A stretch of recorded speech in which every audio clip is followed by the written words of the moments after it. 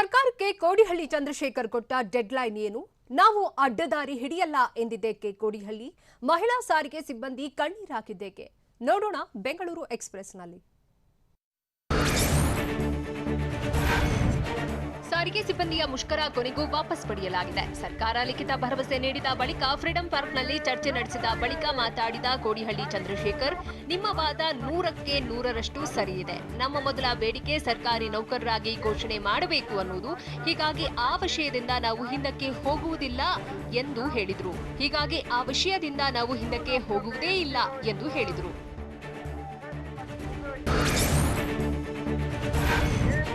4 ದಿನಗಳಿಂದ ನಡೆಯುತ್ತಿದ್ದ ಮುಷ್ಕರ ಹಿಂಪಡೆದಿದ್ದೇವೆ ಎಂದು ಫ್ರೀಡಂ ಪಾರ್ಕ್ನಲ್ಲಿ ಕೋಡಿಹಳ್ಳಿ ಚಂದ್ರಶೇಖರ್ ಘೋಷಣೆ ಮಾಡಿದರು. ನಮ್ಮ 10 ಬೇಡಿಕೆಗಳ ಪೈಕಿ 9 ಬೇಡಿಕೆಗೆ ಸರ್ಕಾರ ಸಮ್ಮತಿ ಸೂಚಿಸಿದ್ದು, ಸರ್ಕಾರದ ಭರವಸೆ ಮೇರೆಗೆ ಮುಷ್ಕರ ಹಿಂಪಡೆದಿದ್ದೇವೆ ಎಂದು ಕೋಡಿಹಳ್ಳಿ ಹೇಳಿದರು. ಅಲ್ಲದೆ ಸರ್ಕಾರಿ ನೌಕರರೆಂದು ಪರಿಗಣಿಸಬೇಕೆಂಬ ಬೇಡಿಕೆ ಬಾಕಿ ಇದ್ದು, ಇಂದು ಸಂಜೆಯಿಂದಲೇ ಬಸ್ ಸಂಚಾರ ಆರಂಭವಾಗಲಿದೆ. ನಾಳೆ ಬೆಳಗ್ಗೆಯಿಂದ ಪೂರ್ಣ ಪ್ರಮಾಣದಲ್ಲಿ ಸಂಚಾರ ಆರಂಭವಾಗಿದೆ ಎಂದು ತಿಳಿಸಿದರು.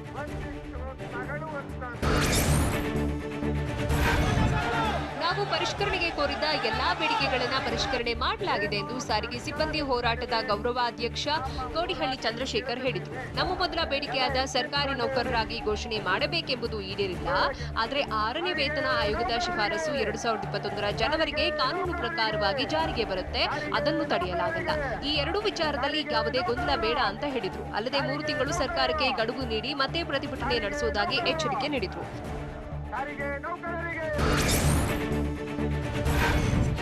ಸರ್ಕಾರಕ್ಕೆ 3 ತಿಂಗಳ ಕಾಲಾವಕಾಶ ನೀಡೋಣ. ಬೇಡಿಕೆಗಳ ಬಗ್ಗೆ ಫಾಲೋ ಅಪ್ ಮಾಡ್ತೇವೆ. ನಾವು ನಿಮ್ಮ ಜೊತೆ ಇರುತ್ತೇನೆ, ನೀವು ನಮ್ಮ ಜೊತೆ ಇರುತ್ತೀರಲ್ವಾ ಎಂದು ಸಾರಿಗೆ ಸಿಬ್ಬಂದಿಗೆ ಕೋಡಿಹಳ್ಳಿ ಚಂದ್ರಶೇಖರ್ ಕೇಳಿದರು. ನಿಮ್ಮ ನಂಬಿಕೆ ಕಳೆದುಕೊಳ್ಳಲು ನಾನು ತಯಾರಿಲ್ಲ. ನೀವು ನನ್ನನ್ನು ನಂಬಿ, ನಾನು ನಿಮ್ಮನ್ನು ನಂಬುತ್ತೇನೆ ಎಂದು ಕೋಡಿಹಳ್ಳಿ ಚಂದ್ರಶೇಖರ್ ಹೇಳಿದರು.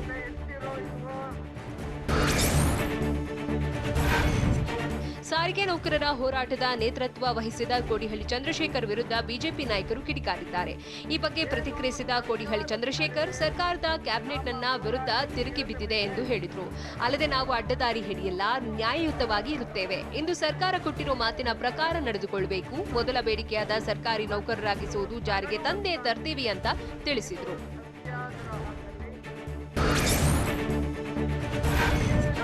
ಸಾರಿಗೆ ಸಿಬ್ಬಂದಿ 6ನೇ ವೇತನ ಆಯೋಗದ ಶಿಫಾರಸುಗಳನ್ನು ಪರಿಗಣಿಸುವಂತೆ ಕೋರಿದ್ರು. ಆದರೆ ಈ ಬಗ್ಗೆ ಸರ್ಕಾರ ಆರ್ಥಿಕ ಅಂಶಗಳನ್ನು ಪರಿಗಣಿಸಿ ತೀರ್ಮಾನಿಸುವುದಾಗಿ ಲಿಖಿತ ಭರವಸೆಯಲ್ಲಿ ತಿಳಿಸಿದೆ. ಹೀಗಾಗಿ ಮತ್ತೊಮ್ಮೆ ಸಾರಿಗೆ ಸಚಿವ ಲಕ್ಷ್ಮಣ ಸವದಿಗೆ ಕರೆ ಮಾಡಿ ಸಾರಿಗೆ ಸಿಬ್ಬಂದಿ ಹೋರಾಟದ ಗೌರವಾಧ್ಯಕ್ಷ ಕೋಡಿಹಳ್ಳಿ ಚಂದ್ರಶೇಖರ್ ಮಾತುಕತೆ ನಡೆಸಿದರು. ಸರ್ಕಾರದ ಲಿಖಿತ ಭರವಸೆ ಓದಿ ಹೇಳಿದ ಬಳಿಕ ದೂರವಾಣಿಯಲ್ಲಿ ಮಾತುಕತೆ ನಡೆಸಿದರು.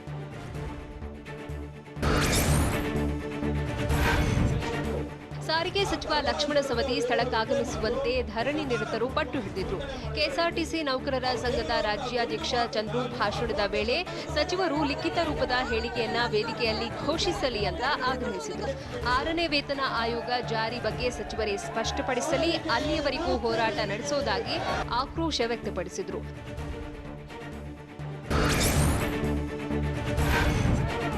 ಸರ್ಕಾರ ನಮಗೆ 6ನೇ ವೇತನ ಆಯೋಗವನ್ನು ಜಾರಿಗೆ ತರಲೇಬೇಕು, ಜಾರಿಗೆ ತರದಿದ್ರೆ ನಮ್ಮ ಪ್ರಾಣ ಬಿಡುತ್ತೇವೆ ಎಂದು ಪ್ರತಿಭಟನಾ ಸ್ಥಳದಲ್ಲಿ ಮಹಿಳಾ ಸಿಬ್ಬಂದಿ ಕಣ್ಣೀರಿಟ್ಟು ಮನವಿ ಮಾಡಿದರು. ಹೇಗಾದರೂ ಸರಿ, ನಾವು ಹೋರಾಟ ಮಾಡುವುದಕ್ಕೆ ಸಿದ್ಧ ಎಂದು ಫ್ರೀಡಂ ಪಾರ್ಕ್ನಲ್ಲಿ ಕೋಡಿಹಳ್ಳಿ ಚಂದ್ರಶೇಖರ್ಗೆ ಮಹಿಳಾ ಸಿಬ್ಬಂದಿ ಮನವಿ ಮಾಡಿದರು.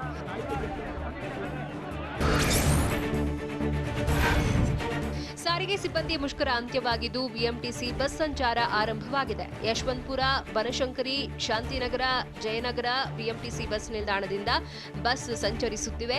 ಅಲ್ಲದೆ ಸ್ಯಾಟಲೈಟ್ ಬಸ್ ನಿಲ್ದಾಣದಿಂದ ಮೈಸೂರು, ಮಡಿಕೇರಿ, ಚಾಮರಾಜನಗರ ಸೇರಿದಂತೆ ರಾಜ್ಯದ ಹಲವೆಡೆಗೆ ಬಸ್ ಸಂಚಾರ ಆರಂಭವಾಗಿದೆ.